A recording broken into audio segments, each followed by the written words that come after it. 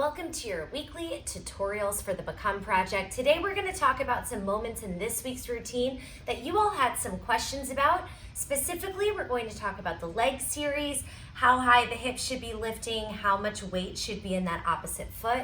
We're also going to talk about the oblique series, both the kneeling portion and the planking portion. So let's get started. I want to start by talking about the leg series this week. So in the leg series, we're doing these little hip lifts, and I think it seems like it's going to be a really easy exercise, but it's actually much more challenging than we may imagine. So the first thing we want to figure out is exactly how high we should be lifting our hips off of the ground. And I'm going to go ahead and give you a hint right now. It's not very high at all. In fact, it's a little bit difficult to even see on camera. So if I'm laying down here on my back, I have both feet anchored on the floor, so I'm not going to show any single leg yet. When I start to lift my hips, I'm not lifting up my entire torso as one piece. This is way, way, way too high. Notice all the space that's underneath my butt and underneath my back. Right now, just my shoulders are touching the floor. So instead of lifting this high, we want to try to take it smaller by doing a little bit of spinal articulation, okay? So right now I have my back down on the floor.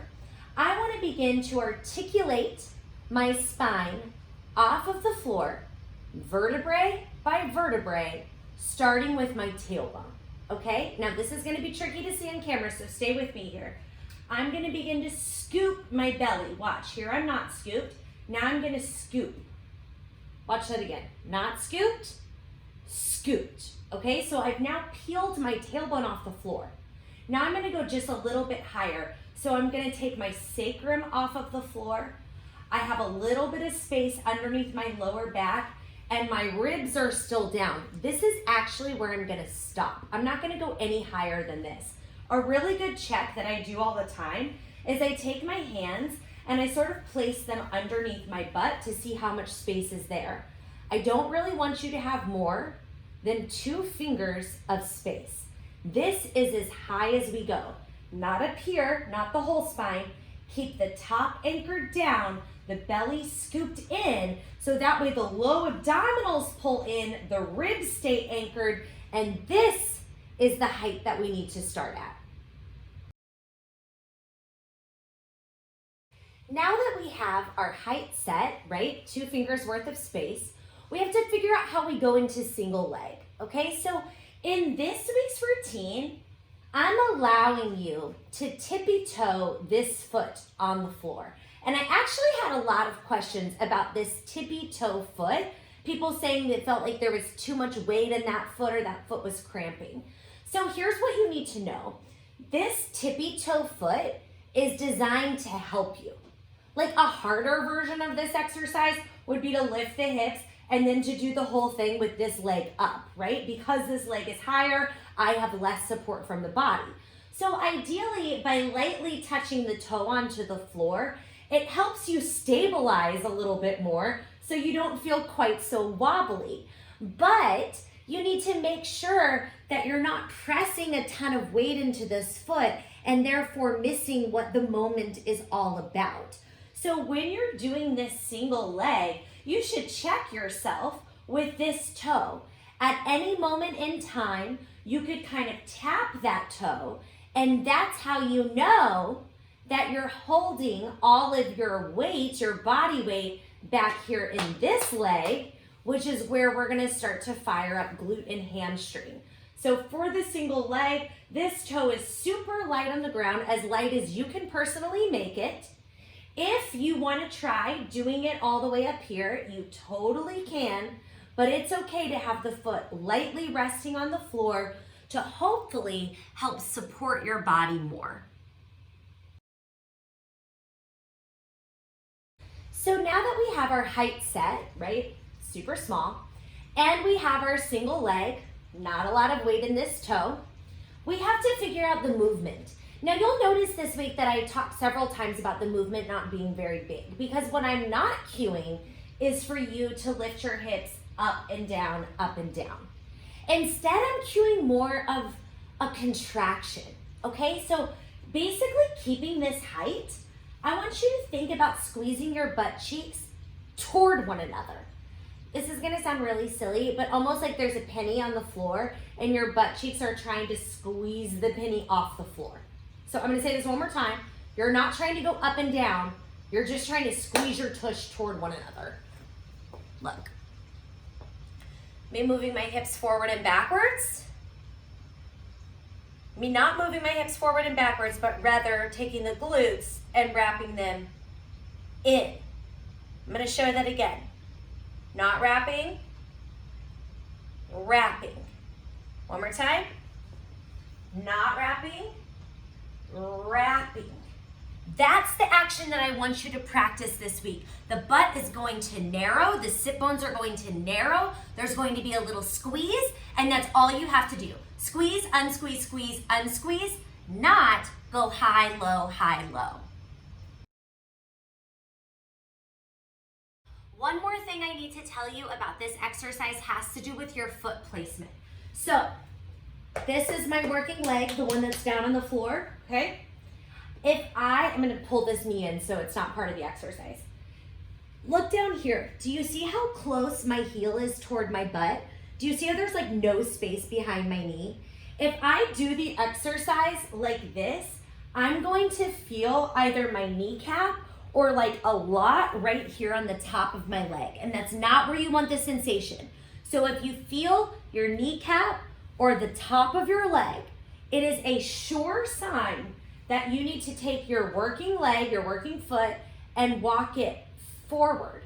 Now I have some space behind my knee. This is opened up. And then when I do the exercise, I'm gonna be able to feel the underside of my leg as opposed to having my heel in and then feeling the top side of my leg. It's a really big difference, and when I teach in-person classes, it's one of the #1 things that I cue in this exercise. Take your working leg, move it closer to the front of the mat so you have more space behind the knee. Game changer. Moving on to the oblique series, part 1, which is the kneeling single arm pull, okay? And what I want to talk about is this supporting arm and how to make sure that you're not getting too much weight in that supporting arm. So the first thing has to do with setup, okay?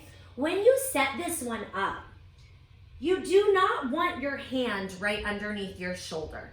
Because if you try to do the move like this, I promise you, you're gonna feel so much wrist, so much shoulder over here on this side. Instead, I wanna take my hand a little more forward, a little wider. I wanna give it some stance. And then I wanna shift my body weight off of this hand. So if I shift forward, I have a lot of body weight here. I'm almost gonna shift backwards a little bit. This is where I want to do the move. And I wanna show you something. If I were to pull in and squeeze, right now I could actually lift some weight off of that hand. See, I'm pushing the floor away so that I'm not letting everything dive down in here. Let me show you this in one more angle because I think that this will really help. So here my hand is right underneath my shoulder. And look, see how tightened up my neck is? See how there's hardly any space here? Okay, now I'm gonna move my hand forward. I'm gonna open it up some. I'm gonna shift the weight backwards, reach, pull. Look how much length is now in the neck. So much more space than before.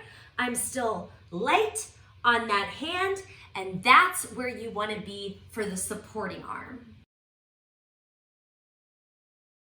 The next thing I want to tell you about this one is about keeping the neck a little bit lighter. Okay, so listen y'all. We've been living in some very stressful times. And when you get super stressed, it holds up here. This is where stress and tension tends to hold in our body. And then in this routine, we're doing arm work in the bridge, and after we do that single arm pull, we're going into plank work. So we cannot overexhaust our shoulders. So when I'm teaching this single arm pull today, I am not teaching any head, neck, shoulder, upper body movement. All the movement comes from the lower half. It comes from the hip scooping in this way. So wrong way would look like this. Why? because I dropped my head, I rounded my shoulders, I moved this upper body. Look, wrong way is doing all of this stuff. Now I'm going to switch it out to the right way. I'm going to keep my eyes pinned, my chin pinned, my heart pinned, light on this hand. And now, here we go. I'm going to scoop just the lower half. My upper body stayed still. My hips ticked around to the side and scooped in. Right way, out and in, out and in. Wrong way, out, that's too much. Out, that's way too much. Right way, here to here. See that difference? Oblique series part 2 is the single leg plank where I'm asking you to stir the hip. And I know that this is not an easy one, okay? So listen, in the video, you have an option to do this on the feet, on the knees, or up on a chair. If you do not have a chair, anything will work. So you could put your hands up on your couch and do your plank from there. Anything to get your hands higher from the floor is going to allow more room to move that leg around. So definitely try those alternatives today. And now I want to give you one more thing that you can do for the leg to help you out in this one. So the action that we're doing this week of stirring the hip is very, very good for your hips, even though it may not be the most comfortable thing. Because basically I'm solidifying my hip, and now I'm asking my leg to move freely around in that hip socket. So it's just good for flexibility and specifically mobility, okay? But you may be doing it and you're finding, whoa, my hip really does not want to do that. My body feels all kinds of funky. So if that's the case, I would suggest dragging your toe on the ground and taking a smaller range of motion. Let me show you what I mean. Instead of pulling your knee like all the way in, that's a huge range right there. That's really, really big. Instead, why don't we make it smaller? Drag the toe about halfway in.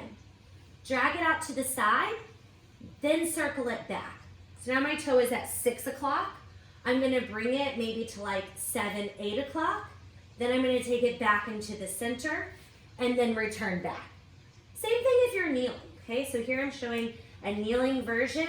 I'm going to drag my knee a little in, out, and around. Range is super small, coming back through, just like this.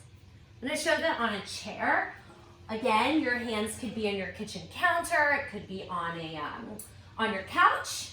You can make this super small, drag the toe a little in, turn out the knee so you take it to the side, continue your circle back. Knee comes out to the side, comes back through, and then into center. It does not matter how big you take the leg, and it also doesn't matter if the toe isn't touching the floor. We just want to start to get that rotation of the hip in the socket because it's good for us and it will challenge our brain and our body. A little bonus tip this week, I want to show you an amplifier for the lunge series. So, if you want to amp up the lunge series, you do have the option to use weights. It's going to go a little something like this. Wait for that beat. On count 1, 2, I stand up. 2, 3, 4, superhero, 5, then 6. Now, float your leg back. On 1, 2, you open up. On 3, scoop down and then lift. 5, 6, cartwheel, low arms, then get set for second round.